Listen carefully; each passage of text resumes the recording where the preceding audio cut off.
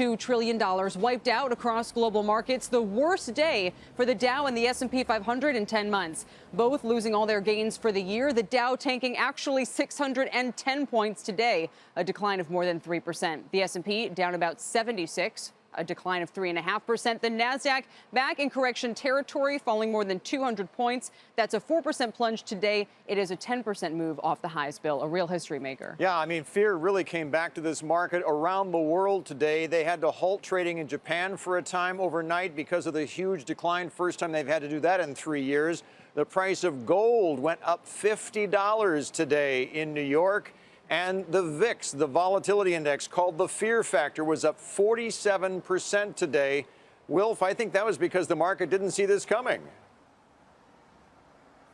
Could well have been. I think, political uncertainty, I'm not sure whether we priced that correctly because we don't quite expect these binary events to happen. Of course, today it did happen and the market reaction very, very pronounced indeed. Negative falls across the board for risk assets. And I wonder whether it makes us rethink political events like this a little more sharply. U.S. election coming up.